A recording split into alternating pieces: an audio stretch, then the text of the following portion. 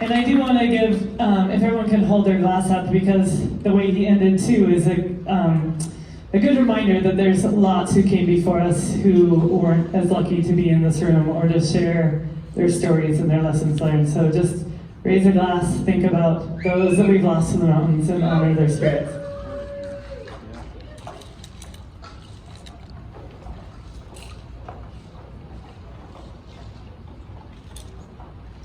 So thank you, Carl, for reminding us of that bigger lesson.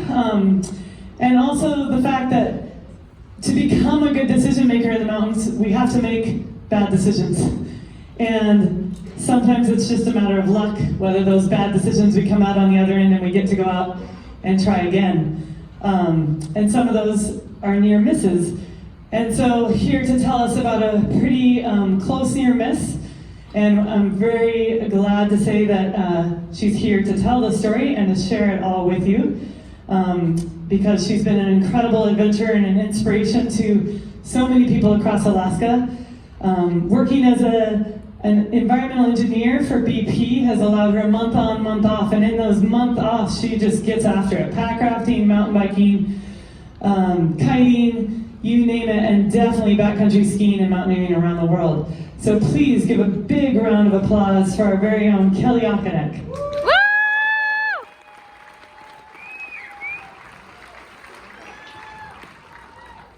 Hi everybody. If I wasn't nervous before stepping on the stage, certainly coming after such amazing storytellers is a little unnerving, so bear with me. As is this light. Wow. Is this what they call seeing the light before it all ends? Anyhow, so let's go back to 2008, late summer, early fall. My friend Scott and I, we've signed up for a ski trip to Antarctica, and it's a big deal for us. At the time, skiing is everything to me, still kind of is, but really then it really was. And we're like, we're not gonna show up to this trip and be like the slowest, worst ones, right? So we're like, we have got to get in shape. We're gonna go, get our ski legs under us. And thankfully it was one of those summers that we used to have with a lot of precipitation and reasonably low snow levels. So we were on the lane, the Jewel, Crow Glacier, and then Scott said, do you wanna go ski Raven Peak? And I'm like, yeah, sure. So we talked about it briefly and we said, okay, it's up the Raven Glacier. How do we want to manage the glacier? And we said, well, there's been a lot of snow this year, so we'll just trust our skis for surface area. We're not going to bring ropes and harnesses and glacier gear, and so we were good with that. So September 29th, we met at 11 o'clock, blissfully long daylight hours for our late fall ski. And we headed up the Crow Pass Trail, and then put on skins and skinned up the Raven Glacier. And as we were going up the glacier, we noticed there was some old avalanche activity, but we're like, it looks old, I think it's not a big deal, and so on we went. Raven Peak itself is kind of split into two. It rises about 1,800 feet above the Raven Glacier, and the first half is skinnable to a call, and then the second half is pretty steep boot packing. So up we went, skinning. It was September, it was hot. At one point we stopped and we're like, so do you think that rule where they say you should always wear something over your transceiver, do you think that really matters? Or do they just say that? And we kind of debated, and Scott was like, whatever, I'm hot, I'm just gonna wear my t-shirt. And I was like, well, this is the glory days of the pink Patagonia Houdini. Anybody who knows me knows I love pink, so I was like, I'll be responsible, and I kept mine on. So up we go, get to the call, skis on our back, start boot packing, up toward the peak. And it's not lovely boot packing. I don't love boot packing as it is, lip smacking boot packing as I call it, to make myself feel better when I'm doing it. And we were looking over and we're like, man, it looks like way better climbing conditions to the right. But then we're like, well, that's gonna be over cliffs, and fundamentally that seems like a bad idea, so we should just stick where we are. So we did, and kept climbing, and eventually we're like 150 feet from the summit, a couple miles up the trail, a couple miles up the glacier, skinning, boot packing, we're like there. And we get into a classic wind slab condition. And Scott says, this is bad. And So let's go back to kind of what's going on, right? I'd had this super successful summer, like wilderness trips, freaking Keeley River and skiing Denali the year before. And what I had learned through a lot of these, the Stampede Trail and Donnelly McKinley Village, and if you're willing to suffer, you can do really impressive things. You just don't have to like it. But like, it's all doable, right?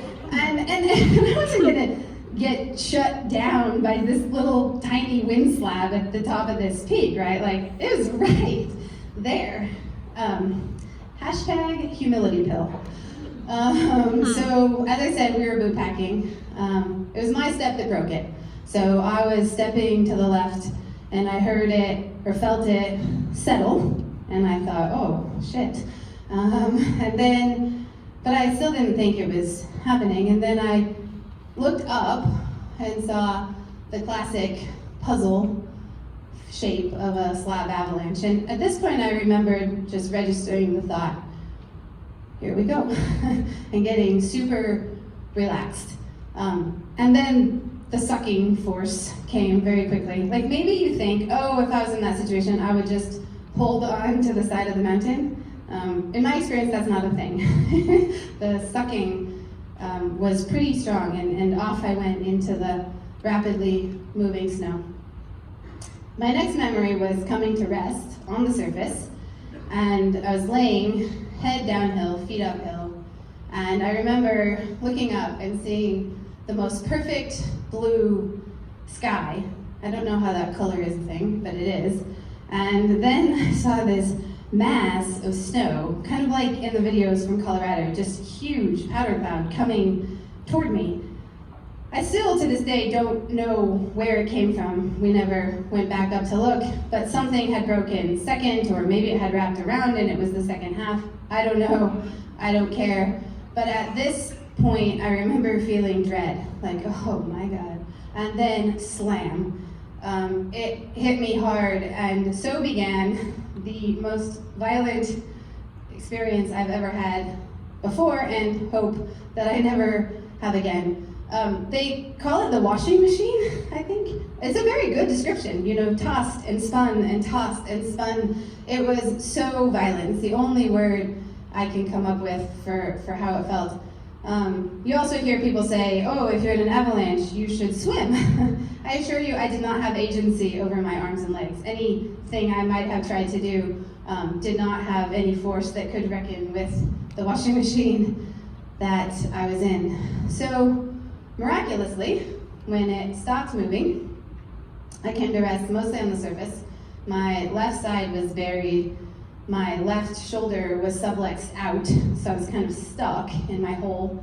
I was like, I should breathe. Seemed like a good idea at the time. And I reached my hand down to get this massive chunk of snow, ice, out of my mouth, thankfully not gagging since I was stuck, and that would have been really unpleasant. And then I thought, okay, just breathe, Scott will come to get you. And then I thought, oh my God, he was below me. You might need to get Scott, get up. And so I figured out how to get out of my little hole and get my shoulder back where it belonged in its socket. And just as I was standing up, I heard Scott screaming my name and then limping toward me. He looked a little worse for the wear. He was bloody and his knee was hurt. But he was alive. I was alive. We looked at each other, kind of came together and kind of had this look of like, what the actual fuck just happened? Like, that, oh my God, was it as violent for you as it was for me? And it was. So, yeah, it was intense. And then the horrifying part. So, Scott's transceiver had been ripped off his body. So, in case anybody was wondering what the answer to that question is, yes, please don't ever wear your transceiver as the outer layer, because an avalanche can and will rip it off of your body. And his pack had a special compartment for shovel and probe, like a lot of packs do, and somehow that pocket had been ripped open and his probe and shovel handle had been ripped out. A lot of lot of people ask me, because they know I ski a lot, they're like, aren't you afraid? You know, there could be avalanches and things could go wrong. And what I say now is before you're in a major avalanche, you say things like, yeah, we understand that, but you know, we're trained, we study the weather, we dig pits, we have rescue gear, we totally know what to do. After you're in a major avalanche, you say things like, yeah, we get the training, we get the gear, we get the forecast, and we do our best, and we really hope and pray that it works out, but ultimately acknowledge that it doesn't always. So that was definitely a sobering moment. So then we're like, okay, well, now here we are at the base of Raven Peak, up the Raven Glacier, and as you'll recall, we were boot packing, and my skis were A-framed over my pack, and they had been ripped off my pack, and my poles had been, thankfully, ripped out of my hands. So now we're up the glacier, and recall our plan was, oh, we'll just ski out. Well, oops, no skis. So I thought, well, maybe we could press our luck. Like, we have one probe, like, why don't we probe in the debris and see if we can find my skis? And so we did, and there were a few times I was like, yes, got it, you know, solid. And then I was like, oh, ice, that's not my ski, that's ice. And it was terrifying how quickly that debris had set up, and I wasn't hitting skis, I was hitting concrete. And so if you think about, you know, how bad it would have been if one or both of us had been buried. I mean, if Scott had been buried, I would have found his transceiver.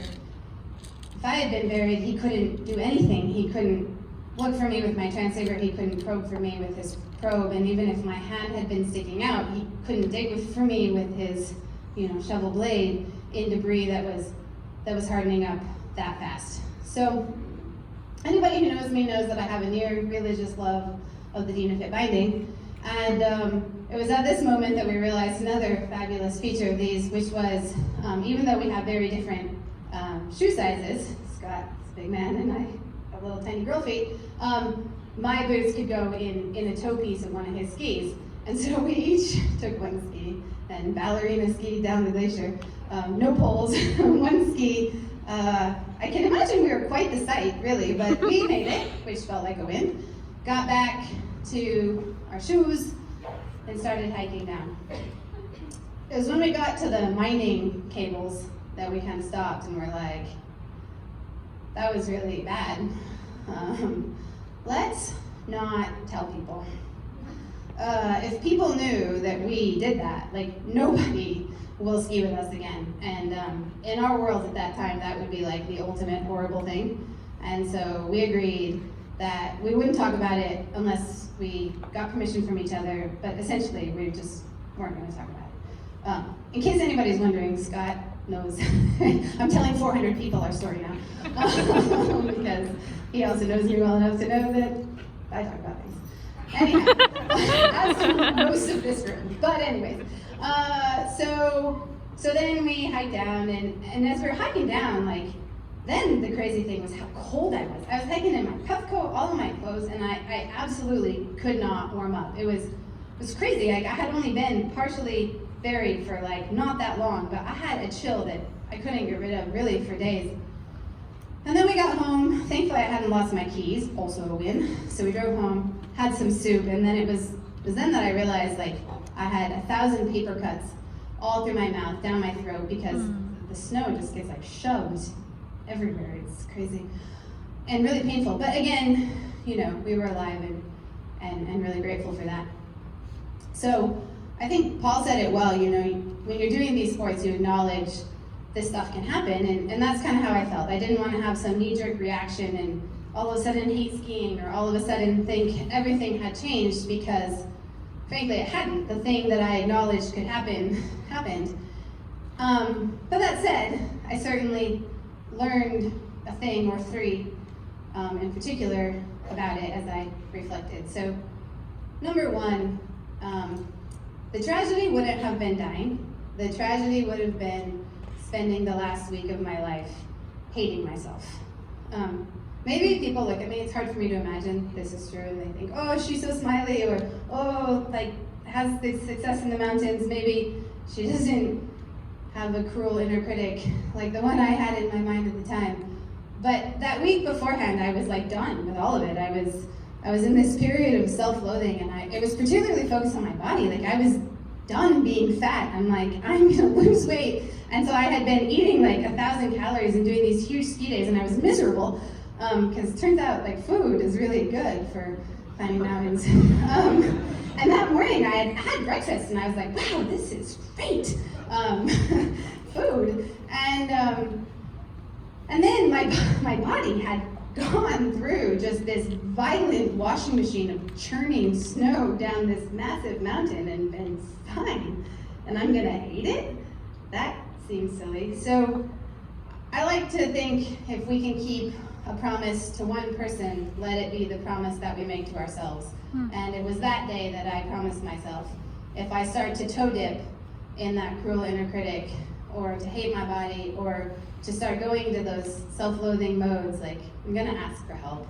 And I know we talk a lot about mental health, and I know, Alaska and its extreme environments can be rough on people, and so I think we are really blessed with some great healers and a great community here, and would certainly welcome everybody to learn from my mistakes and don't go there. Just like I don't let myself go there anymore. Number 2, if you have something nice to say to somebody, say it. Not because it's all dramatic, like you never know when you're gonna die and it could be your last moment, la la. I mean, it could, and so that too. But more importantly, like, why would you want somebody to go through life thinking you don't love them when you do love them?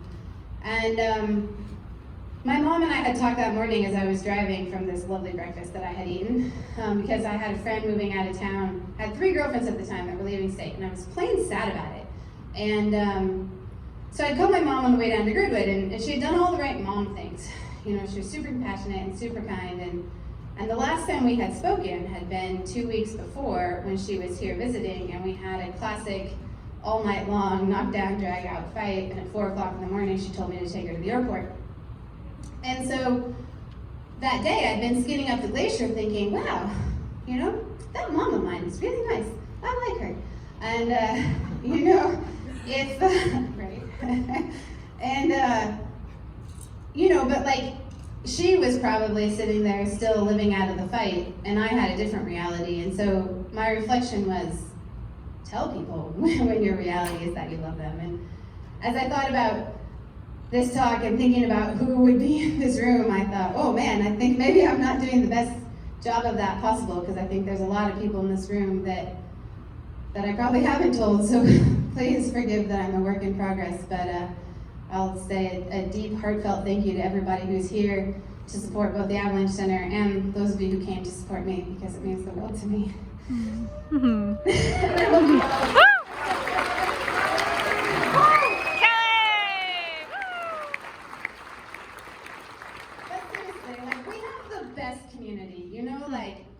I never imagined I would live in such a place with people such as all of you who would love the mountains like I love them and create a life around it. So I think it's magical, and I appreciate it so much.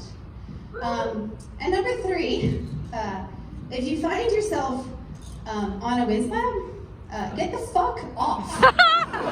Like, just no. Like we're not stronger than them. Whiz labs are things that break and make avalanches. And avalanches are things that hurt and kill people, unless you're like miraculously lucky, like we were on that day. So, like, just don't do that. Get the training, get the gear, get the forecast, and then understand that like this is Alaska, and Alaska will win every time. And so once you have all of your well-made plans and gear, just expect that it'll all surprise you anyhow. And that's part of what we love about our darling state. I would say, as I think back on everything and I look at the backcountry skier that I've become and the way that I use the forecast, one of my lessons is, and request to everybody here, and I think this was brought up earlier too, is please don't be like me and be so full of shame that you don't tell people. Because, for me, one of the best ways to get the information and to get an understanding of what's going on out there so that we can be creative and go after new lines is really what other people are finding.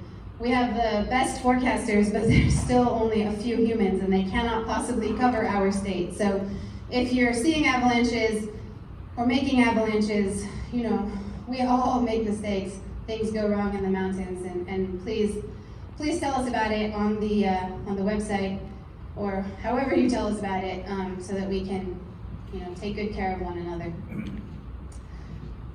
So thank you for listening to my antics of yore. I hope, you know, I've had a lot of things go wrong since then, and a lot more lessons, and I'm consistently humbled by our state. Since then, I've become a pilot, and I fly by Raven Peak every now and again, right? Yeah. Shout out to the pilots.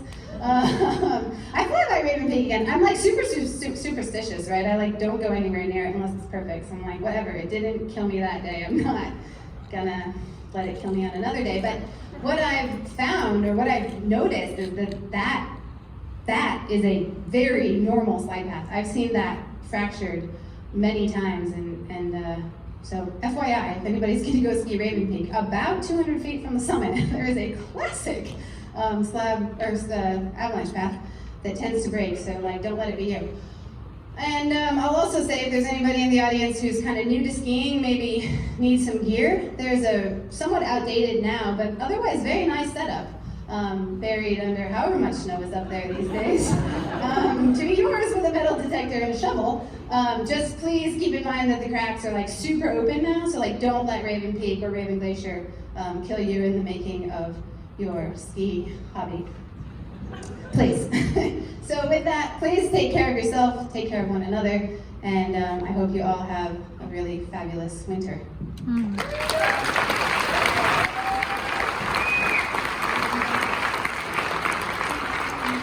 I love you, Kelly. Thank you so much. Give a huge round of applause for her courage and vulnerability.